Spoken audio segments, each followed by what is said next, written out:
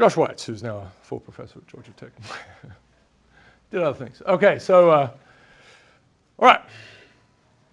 We'll go with that. So I'm going to move into this fundamentals business. And it's going to have a couple of pieces in here, but we're going to start. We'll talk about data. I know some of these plots are getting older. The measuring, this references. Anyone? You don't have to. This is just me enjoying having fun. That tarot card, what is the reference for that? Yes, very good. The first of 3 Indiana Jones movies that exist. Okay, so we've gone, and this is what I like to say, we've gone from the data poor to the data poor to the data pouring is the hilarious joke there, but it's not bad. So data scarce to data rich, right? All these transitions are happening, and you're in the middle of it. So go and find a field that is taking off like that, and go and have some fun in it, basically.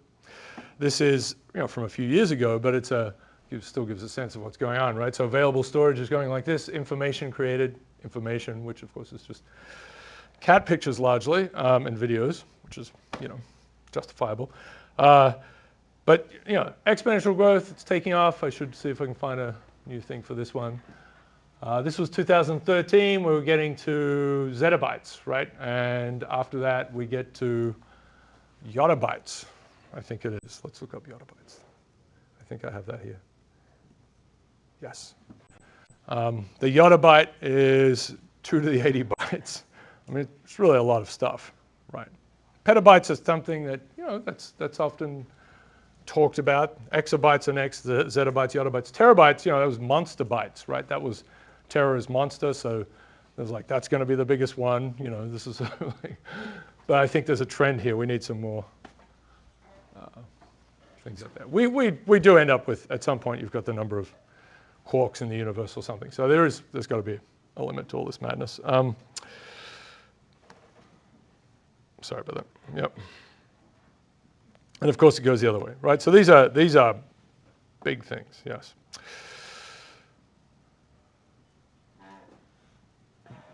Yeah. Okay.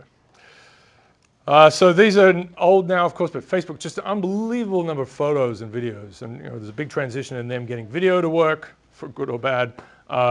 And Twitter as well, similar kind of thing. And Instagram changed to a stronger video thing, right? You can upload longer videos. And sadly, it is probably Facebook is going to completely own that one now. So, all right, data is taking off in all these places. This is just, and I'll give you lots of examples. This is one which was this is just a mark, I guess, what was a big transition in terms of literature. It was a pretty famous paper, but it's only 2011. It's only a few years ago. Google Books project, right? So Google munched up all these books, as they are wont to do, and scanned them all and then did image processing on them, which is not perfect, but if you've ever, these things kind of died out, I suppose, a little bit, but captures, right? So maybe you're too young for this, but right, you get this funny looking word with lines through it or whatever, and you had to type it in, and computers couldn't do it. Right?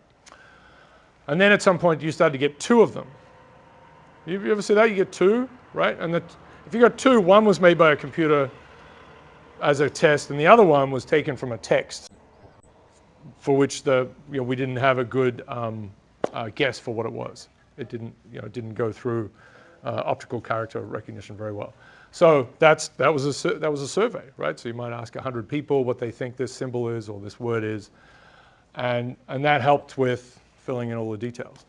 It's still true that if you go back to the early 1800s for the Google Books data set, that you see F's and S's are all messed up, right?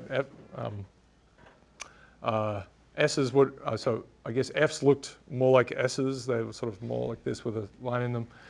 So there's some complications. It's not perfect, but roughly from 1800, it's pretty good. Lots of things came out of this first paper. So the way it's structured is for every year, you just have this massive set of books, but they've all been chopped up into 1 word, 2 word, 3 word, 4 word, 5 word, and that's it, right? So and you have counts for those. And you have the number of books those pieces appeared in, or they're called n-grams, right? So 1 grams, 2 grams, 3 grams, 4 grams, 5 grams. There's an m-gram viewer that you can play around with, which was, kind of an exciting thing at the time. It's very helpful. Let's get it to work. Whoops. Have I lost my little? Come on. That didn't work, did it? Okay, that's the wrong one. N-grams. Right, so this has been sitting here for a long time. This is just comparing different things. So there's a smoothing of 3. So these are so these are 2 grams. So an n-gram is n entities together. Could be numbers as well, other things. Right, Sherlock Holmes help. So they did a pretty good job with this. But I have to say, coming out of this course, we had a student work on this very hard, and we thought we were going to do all sorts of amazing things like they had done in terms of finding out these long cultural trends, right? I mean, this was this great window into history that, looking around, there wasn't a data set at the time. And we'd use State of the Union speeches as something for the US, which gave us a couple of hundred years. Again, a sort of a thin view, but it was long. It turns out there's really a fundamental problem with this, which is that each book is only in there once, right? So and it's hard to avoid this, but you need much more metadata, right? Each book, so Harry Potter books, if they're scanned, they're in there once. And if they have new editions, maybe they're in there again. But books that no one's ever read, also once, right? So that's a weird thing. So this is like going to a forest and saying, I want to understand this forest, but you just have one of each species in front of you. And you weigh them, and you find the average amount of fur on them and stuff like that, and you do all these things and say, this is what the forest is like. But if it's a forest full of squirrels, then, and nothing else, then with just a few other random species, you've completely, made a mess of everything. So that's a problem with corpora in general. It's sometimes hard to overcome that. But the other thing is science was clearly fed into this, and medicine. So if you look at words like experiment, they took off through the 1900s, and it gave the illusion of this rather beautiful result, which is here. So this is fantastic. This is just the numbers, 1883, 1910, 1950, just how much they are present in books, normalized by frequency, right? So so there are peaks in 1883. The number 1883, of course, is going to be page numbers. You're just scanning it like a maniac, right? Or your computer's a maniac. It's scanning away. It's just going to chomp them all up and put them all in.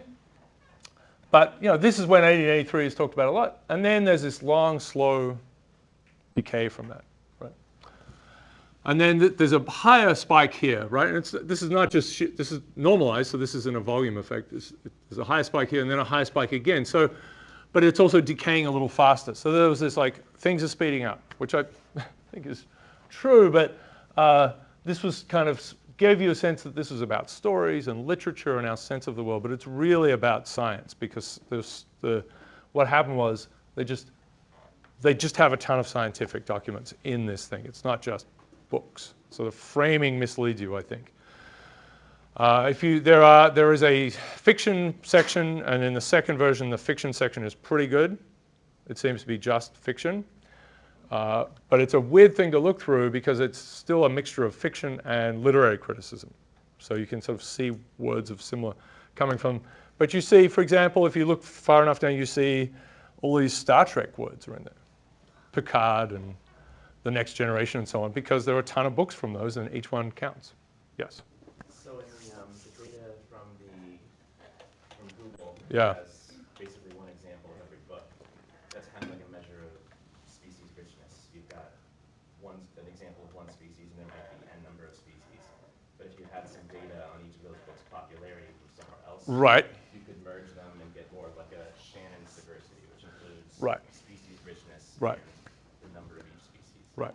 So if all of us and also like how many books we read, right? So if we all just read one book, we've got this big library here, but we all read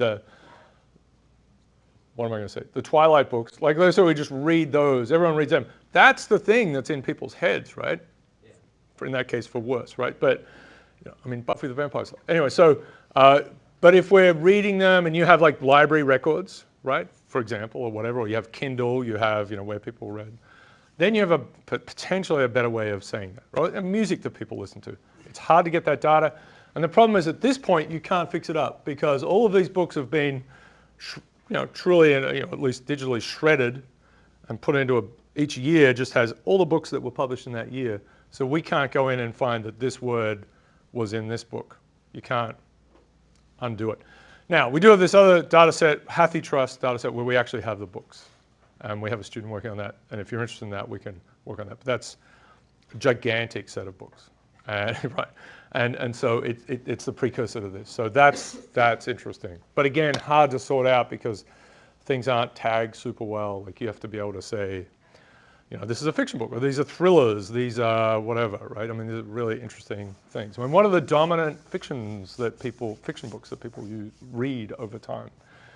There's a suggestion that after the First World War, it's more things like Agatha Christie and those kinds of mysteries, which had a nice, there wasn't much gore, but there was a mystery, and then there was an end, and it will be solved and sorted out, and that had a sense. There's a sense that that's not a good place to be in relative to the horrors of what was the Great War at that time. And I don't know if you can get that out with some of this. So we've been able to look at, there are some things that work out. Anyway, Eitan did some really nice stuff with this and a lot of hard work. But I think it's such a fantastically interesting window that's opened up. And of course, this is just within the last decade. So this will get better. And as I said, there are other things like HathiTrust that allow us to get at history. All right. And I know this is sort of one slide there.